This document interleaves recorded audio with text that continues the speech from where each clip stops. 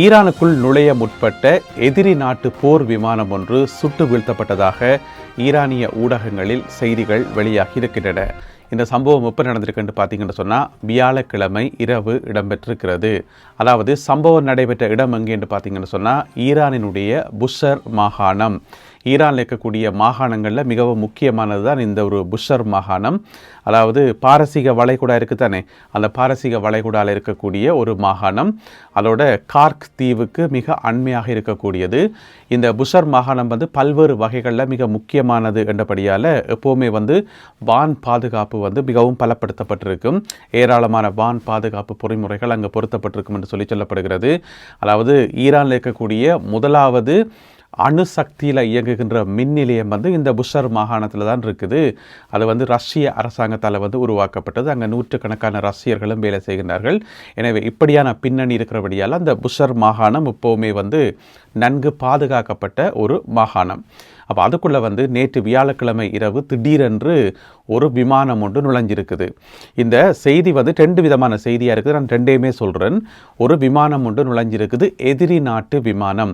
அது உடனடியாக வான் பாதுகாப்பு பொறிமுறையால் சுட்டு வீழ்த்தப்பட்டிருக்கிறது. இதுதான் அந்த அடிப்படையான செய்தி. இந்த செய்தியை அல் ஜசீரா தொலைக்காட்சி சொல்லும்போது எதிரி நாட்டு விமானம் ஏர்கிராஃப்ட் என்ற ஒரு சொல்லைத்தான் பயன்படுத்திக்கிறார்கள். அந்த விமானம், அந்த ஏர்கிராஃப்ட் என்னென்னு தெரியலை. அது ஒரு யுத்த விமானமா அல்லது ஒரு ட்ரோனா என்ன ஏதென்று தெரியலை. ஏர்கிராஃப்ட் என்று சொல்லத்தான் பயன்படுத்தியிருக்கிறார்கள். இது அல் ஜசீரா வெளியிட்டிருக்கின்ற செய்தியில் அப்படி சொல்லப்பட்டிருக்கிறது. அதே போல் இங்கே பிரித்தானியாவினுடைய பிரபல தொலைக்காட்சியாகிய ஸ்கை நியூஸ் தொலைக்காட்சி நேரடியாகவே பெயரை குறிப்பிட்டிருக்கின்றது. அமெரிக்காவினுடைய ட்ரோன் ஒன்று சுட்டு வீழ்த்தப்பட்டிருக்கிறது என்று சொல்லி. ஏன்னு சொன்னால் கடந்த நாட்களில் பார்த்தீங்கன்னு சொன்னால் ஏராளமான அமெரிக்க ட்ரோன்கள் சுட்டு வீழ்த்தப்பட்டிருந்தன. அதிலேயும் பார்த்தீங்கன்னு சொன்னால் மிக முக்கியமாக இந்த MQ-9 ரீப்பர் என்று சொல்லப்படுற ட்ரோன்கள் அதிக அளவில் சுட்டு வீழ்த்தப்பட்டது எங்கள் எல்லாருக்குமே தெரியும். எனவே அந்த வகை ட்ரோன் தான் சுட்டு வீழ்த்தப்பட்டதா என்ன ஏதென்று தெரியல. ஸ்கை நியூஸினுடைய செய்தியிலே விரிவாக விளக்கமாக எதுவுமே சொல்லல. ஆனால் வியாழக்கிழமை இரவு புஷர் மாகாணத்தில் இந்த மாதிரி ஒரு ட்ரோன், அமெரிக்க ட்ரோன் ஒன்று சுட்டு வீழ்த்தப்பட்டுள்ளது என்று சொல்லி அந்த செய்தியில் போடப்பட்டிருக்கிறது. அதைத்தான் இப்போ நீங்கள் ஸ்க்ரீனில் பார்க்குறீங்க. அதே நேரம் பார்த்தீங்கன்னு சொன்னால் இந்த புஷர் மாகாணத்தில் இருக்கக்கூடிய எக்ஸாக்ட் இடம் எதெண்டா ஜாம் கவுண்டி என்று சொல்லப்படுற இடம். கவுண்டி என்றது கிட்டத்தட்ட ஒரு மாவட்டம் என்று வைங்களன். கவுண்டி என்று சொல்கிறது, ஜாம் என்றது அதனுடைய பேர். எனவே ஜாம் கவுண்டியில் இது இடம்பெற்றிருப்பதாக புஷர் மாகாணத்தினுடைய ஆளுநரை மேற்கோள் காட்டி இந்த செய்தி வெளியிடப்பட்டிருக்கிறது. ஆளுநருடைய பேர் என்று பார்த்தீங்கன்னு சொன்னால் மசூத் தன்கொஸ்தானி என்றது அவருடைய பேர். அவர் குறிப்பிட்டார் என்று சொல்லி இந்த செய்தி வெளியாகி இருக்கிறது. எனவே இன்றைக்கு வெள்ளிக்கிழமை காலமாக தான் இது சம்பந்தமாக மேலதிக விவரங்கள் வெளியாகும் என்று சொல்லி எதிர்பார்க்கப்படுகிறது. இந்த ஒரு குறிப்பிட்ட சம்பவத்தை தவிர நேற்று வியாழக்கிழமை இரவு வேறு எந்த தாக்குதல் சம்பவமோ வேறு எந்த அசம்பாவிதமோ இடம்பெறவில்லை என அறிவிக்கப்பட்டுள்ளது. அடுத்ததாக ஒரு எதிர்பாராத செய்தி என்று சொல்லலாம்.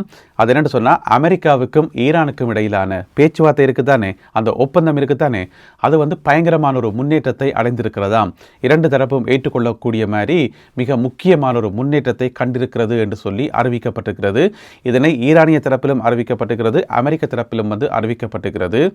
இதை கேட்டால் கட்டாயம் எங்களுக்கு ஆச்சரியமாக தான் இருக்கும். ஏன்னு சொன்னால் இப்போ தான் ஒரு 24 மணி நேரத்துக்கு முதல் ரெண்டு தரப்பும் மாறி மாறி சண்டை பிடிச்சது. ட்ரோன் தாக்குதல் என்ன, பிறகு விமான தாக்குதல் என்னன்னு சொல்லி மாற்றி மாற்றி சண்டை பிடிச்சது.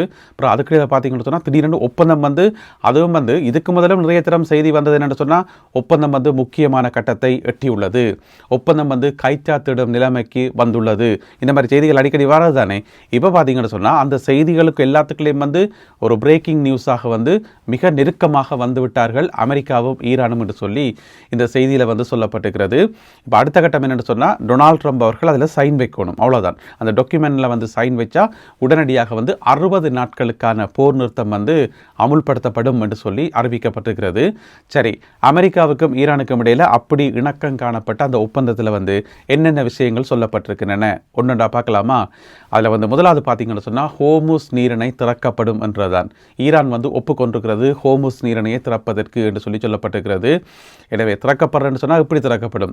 பிப்ரவரி மாதம் 28ஆம் தேதிக்கு முதல் இருந்துச்சு, அப்படி திறக்கப்படுமா அல்லது ஏதாவது நிபந்தனைகளோடு திறக்கப்படுமா என்ன ஏதுன்னு தெரியல. ஹோர்முஸ் நீரிணை திறக்கப்படும், இது முதலாவது நிபந்தனை. 2 நாடுகளுமே அதற்கு ஒப்புக்கொண்டிருக்கிறார்கள். ரெண்டாவது பார்த்தீங்கன்னு சொன்னால் அடுத்து வரும் 30 நாட்களுக்குள் ஈரான் சகல கன்னிவடிகளையும் ஈரானே அகற்றும், வேறு யாருமே அகற்றப் போவதில்லை. அமெரிக்காவோ அல்லது வேறு நாடுகளோ அதுக்குள்ளே வர வேண்டிய அவசியம் இல்லை. ஈரான் சொல்லியிருக்கு, நாங்கள் தான் வச்சுறாங்க, நாங்களே அகற்றமப்பா, 30 நாட்கள் டைம் தாங்கன்னு சொல்லி ஈரான் அதற்கும் ஒப்புக்கொண்டிருக்கிறது. இதில் பார்த்தீங்கன்னு சொன்னால் ஹோமுஸ் பகுதிகளில் ஏராளமான கன்னிவடிகள் பல கட்டங்களில் புதைக்கப்பட்டிருக்கிறது. அதாவது மிதக்கும் கன்னிவடிகள், தண்ணிக்கு மேலே மிதந்து கொண்டிருக்கக்கூடிய மிதக்கும் கன்னிவடிகள், பிறகு கடலுக்கு அடியில் நங்கூரமிடப்பட்ட கன்னிவடிகள், நிலத்துக்கு அடியில் ஃபிக்ஸ் பண்ணப்பட்ட அந்த கன்னிவடிகள், பிறகு நடுவில் மிதந்து கொண்டிருக்கக்கூடிய கன்னிவடிகள் அங்கேயும் இங்கேயும் ஓடிக்கொண்டிருக்கும். ஏதாவது கப்பலை கண்டால் கிட்ட ஓடி போய் ஒட்டும் காந்த சக்தி உள்ள கன்னிவடிகள் என்று சொல்லி விதவிதமான கன்னிவடிகள் புதைக்கப்பட்டிருக்காம். எனவே ஈரான் சொல்லியிருக்குது, எல்லாத்தையும் நாங்கள் தேடி பிடிச்சி அகற்ற 30 நாட்களுக்குள்ளே என்று சொல்லி இந்த ஒப்பந்தத்தில் சொல்லப்பட்டிருக்காம். அதுவும் ஈரானுக்கும் ஓகே, அமெரிக்காவுக்கும் ஓகே என்று சொல்லி சொல்லப்படுது. அடுத்தது ஈரானுடைய பிஸ்னஸ். ஈரான் எண்ணெய் வியாபாரத்தை இன்னும் சுலபமாக செய்வதற்கு ஏற்றபடி தடைகள் நீக்கப்படும், முற்றுமுழுதாக இல்லை, ஓரளவு தடைகள் நீக்கப்படும் என்று சொல்லி அறிவிக்கப்பட்டிருக்கிறது. அதுவும் ஓகே ஆகியிருக்குது. அடுத்தது பார்த்தீங்கன்னு சொன்னால் அணுசக்தி சம்பந்தமாக ஈரான் எழுத்து மூலமாக ஒரு உறுதியோடு தரணும். அதாவது நாங்கள் அணு ஆயுத பரிசோதனையில் ஈடுபட மாட்டோம், அணுகுண்டுகளை உற்பத்தி செய்ய மாட்டோம், யுரேனியத்தை செறிவூட்ட மாட்டோம் என்று சொல்லி எழுத்து மூலமாக திரோணும் என்று சொல்லி அமெரிக்கா கேட்டிருக்குது. அதற்கு ஈரான் ஒப்புக்கொண்டிருப்பதாக சொல்லப்படுகிறது. எனவே அதுவும் ஓகே தான். அடுத்தது பார்த்தீங்கன்னு சொன்னால் யுரேனியத்தை பற்றி பிறகு கதைச்சு தீக்கலாமப்பா என்று சொல்லி ஒரு முடிவு எடுத்திருக்கிறார்கள். இப்போ கதைக்க வேண்டாம். ஏன்னு சொன்னால் அந்த 440 கிலோ செறிவூட்டப்பட்ட யுரேனியம் இருக்குது தானே, அதை பற்றி நாங்கள் ஆறுதலாக கதைப்போம், பரவாயில்லையான்னு கேட்டிருக்குது ஈரான். அதுக்கு அமெரிக்கா ஓகே சொல்லியிருக்குன்னு சொல்லி சொல்லப்படுகிறது. எனவே அந்த 440 கிலோ அது செப்பரேட் கேஸ். ஆனால் புதுசாக யுரேனியத்தை செறிவூட்ட மாட்டோம், அணுகுண்டுகளை தயாரிக்க மாட்டோம் என்றதான். அடுத்தது பார்த்தீங்கன்னு சொன்னால் இப்போ அமெரிக்க ஜனாதிபதி டொனால்ட் ட்ரம்ப் அவர்கள் இதில் சைன் வச்சுட்டா உடனடியாக 60 நாட்களுக்கான போர் நிறுத்தமும், நிரந்தரமான போர் நிறுத்தமும், அதே போல் 60 நாட்களுக்கான அந்த ஒர்க்கிங் விண்டோன்னு சொல்லுவோம், என்னது 60 நாட்கள் ஆரம்பிக்கும், அதிலிருந்து மலமலாண்டு வேலைகள் நடக்கும், ஒரு விதமான பிரச்சனையும் இருக்காது என்று சொல்லி சொல்லப்படுகிறது. அதுக்குள்ள போட வேண்டிய இறுதி ஒப்பந்தம் எல்லாம் போட்டு பிறகு அமெரிக்காவுக்கும் ஈரானுக்கும் இடையிலான அந்த அறுதியும் இறுதியுமான அந்த பிடிஓ ஒப்பந்தம் போடப்படும் 60 நாட்களுக்குள்ளே என்று சொல்லி சொல்லப்படுகிறது. எனவே என்ன சொல்லப்படுதுன்னு சொன்னால் இதுவரை இல்லாத அளவுக்கு முன்னேற்றம் ஏற்பட்டிருக்கிறது என்று சொல்லி சொல்லப்பட்டிருக்கிறது. இதனை அமெரிக்க ஜனாதிபதி ஜேடி வான்ஸ் அவர்களும் ஒப்புக்கொண்டிருக்கிறார். அதனை பகிரங்கமாக அறிவித்திருக்கிறார். இந்த சிச்சுவேஷன் எப்போ வரைக்கும் என்று சொன்னால் பிரித்தானிய நேரம் நள்ளிரவு 12 மணி வரை, அதாவது வியாழக்கிழமை இரவு 12 மணி வரை. ஏன்னு சொன்னால் நான் வீடியோவெல்லாம் ரெக்கார்ட் பண்ணி அதை பப்ளிஷ் பண்ண பிறகு இல்லாமல் மாறிடும். சிலவேளை டொனால்ட் ட்ரம்ப் அவர்கள் தன்னுடைய ட்ரூத் சோஷியலில் போடுவார், இல்லை பேச்சுவார்த்தை சரி வராது, நான் ஈரானை தாக்க போகிறேன்னு சொல்லி அப்படின்னு சொல்லுவார் சிலவேளை. எனவே மாற்றி மாற்றி செய்திகள் வரும். இது வியாழக்கிழமை நள்ளிரவு 12 மணி வரையான நிலவரம் தான் இந்த நிலவரம். எனவே வெள்ளிக்கிழமை காலையிலும் வெள்ளிக்கிழமை பகல் பொழுதிலும் என்னதான் நடக்க போகுதுன்றதை நாங்கள் பொறுத்திருந்து தான் பார்க்கணும். இதுக்கிடையில் இன்னும் ஒரு பாசிட்டிவான செய்தி என்னென்னு சொன்னால், இன்றைக்கு வெள்ளிக்கிழமை பாகிஸ்தானினுடைய வெளியுறவு அமைச்சர் இருக்கார் தானே, அவர் வாஷிங்டனுக்கு போகிறார், அமெரிக்காவுக்கு போகிறார். என்னென்னு சொன்னால் அமெரிக்காவினுடைய வெளியுறவு அமைச்சர் மார்க்கோ ரூபியோவை சந்தித்து சில முக்கியமான விஷயங்களை கலந்துரையாடுறதுக்கு. ஏன்னு சொன்னால் இவர்கள் தானே பேச்சுவார்த்தையினுடைய மிக முக்கியமான நபர்கள். எனவே அவர்கள் 2 பேரும் சந்திக்கிறதும் கூட ஒருவேளை ஒப்பந்தம் வந்துருமோ, ஒருவேளை கைச்சாத்திடப்பட்டுருமோ என்ற ஒரு சந்தேகத்தை, அதில் சந்தேகப்படுறது கொண்டும் இல்லை, நல்ல விஷயம்தான். இருந்தாலும் நடக்கிற சம்பவங்களை பார்க்கும்போது நாங்கள் சந்தேகப்படத்தானே வேணும், ஒருவேளை சக்ஸஸ் ஆயிருமோ என்று சொல்லி. எனவே எது நடந்தாலும் நல்லதாகவே நடக்கட்டும். இன்றைக்கு 2 நாட்டு வெளியுறவு அமைச்சர்களும் வாஷிங்டனில் சந்திக்கின்றார்கள். எனவே மேலதிக விவரங்களுக்காக காத்திருப்போம். அடுத்ததாக ஒரு சுவாரஸ்யமான செய்தி. அமெரிக்க ஜனாதிபதி டொனால்ட் ட்ரம்ப் அவர்கள் இருக்கார் தானே, அவரை மாதிரியே தோற்றமளிக்கக்கூடிய அவருடைய ஹேர் ஸ்டைல் இருக்குது தானே, அந்த ஹேர் ஸ்டைலில் இருக்கக்கூடிய ஒரு எரும மாடு எங்கேன்னு கேட்டிங்கன்னு சொன்னால் பங்களாதேஷில் இருக்குது. அந்த பங்களாதேஷ் எரும மாடு இப்போ பயங்கர வைரலாகி உலகம் முழுக்க பயங்கர பாப்புலர் ஆகிட்டுது. ஏன்னு சொன்னால் அதனுடைய அந்த தலைமுடி பகுதியில் பார்த்திங்கன்னு சொன்னால் அந்த கோல்டு கலரில், ப்ளவுன் கலரில் நிறைய முடி இருக்குது. பொதுவாக எங்களோட ஊர்களில் இருக்கக்கூடிய எரும மாட்டை பார்த்திங்கன்னு சொன்னால் கருப்பு கலரில் இருக்கும். எரும மாடு எப்படி இருக்குன்னு சொல்லி எங்களுக்கு தெரியும் தானே. ஆனால் இந்த எரும மாடு கொஞ்சம் வித்தியாசமாக, இது ஒரு அரிய வகை எருமையாம், அல்பினோ என்று சொல்லப்படுற ஒரு அரிய வகை எருமையாம். கொஞ்சம் வெள்ளை கலரில் இருக்கும். பார்த்தா டொனால்ட் ட்ரம்ப் அவர்கள் மாதிரியே இருக்கும் தோற்றம், அந்த ஹேர் ஸ்டைல் எல்லாமே இப்போ பார்க்கவே உங்களுக்கு தெரியும், அச்சு அசல் ட்ரம்ப் போலவே இருக்கும். என்ன பிரச்சனைன்னு சொன்னால் இது ஏற்கனவே பயங்கர வைரலாகி ஃபேமஸ் ஆகிட்டுது.